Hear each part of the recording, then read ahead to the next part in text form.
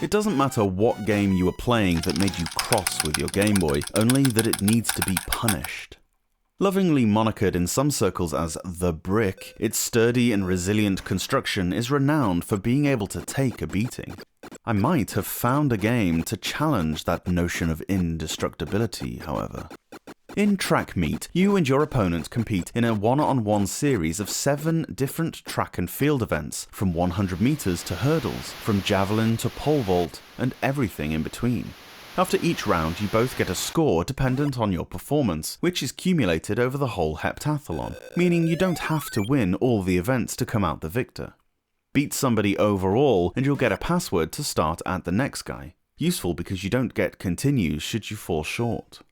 Performing the disciplines mostly revolve around mashing A as fast as you can to get the power up, then pressing B to do the other things, like jumping the hurdles or releasing the javelin.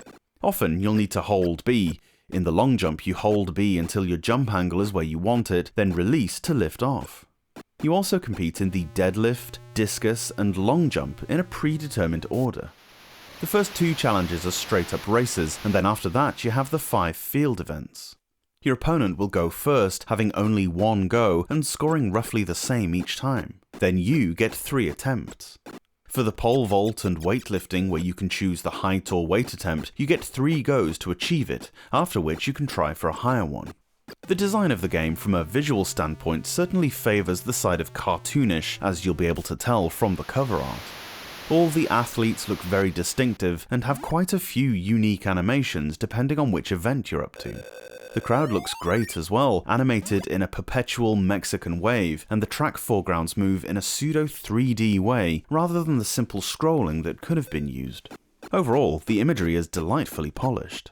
I can't say the same thing about the sound, unfortunately. The only music comes in the interludes, and although it's different for each character, it's never that good. The in-game sound effects are rather nasty, with a whistling pitch slide for the projectiles and something akin to static interference for the crowd applause. Honestly though, it'll be totally drowned out amidst the clatter of you mashing your Game Boy buttons into oblivion, so just turn the sound off. You'll compete against various different athletes who all have their own strengths and weaknesses. The first guy you take on is a drooling Neanderthal called Ricky the Barbarian, who has the strength of 100 men and the IQ of a garden snail.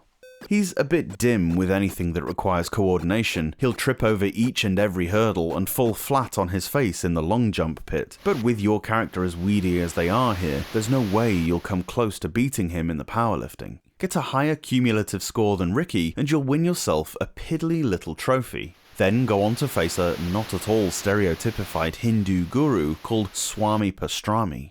I loved the 90s, but there are some things I'm glad we left back there. This guy is dubbed the Master of Illusion, and doesn't so much as run the track events as levitate, even riding a magic carpet over the hurdles. Rather than actually doing the pole vault in a way that follows the rules, he'll stop just before the mat, get out his flute, and summon a rope that he then uses to climb over the bar. The characters are awkwardly humorous for sure, but feel too forced. Too much like the game's trying to be the next Punch-Out, and that's not an easy thing to do organically. Your other rivals include a ninja and an absolute scumbag in the form of Erwin B. Cheetin.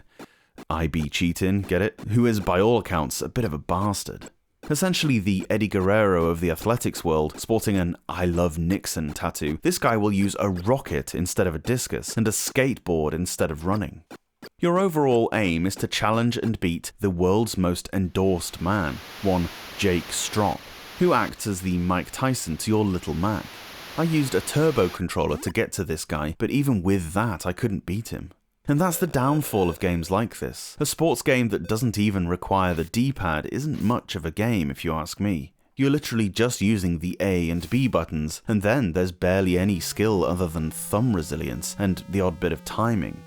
If you have a really nice shiny Game Boy, or one that you've treasured for years, don't play track meet on it. Get a beaten up hunk of stained plastic with a scratch screen instead, because you'll be mashing buttons at such a rate and force that it'll undoubtedly break.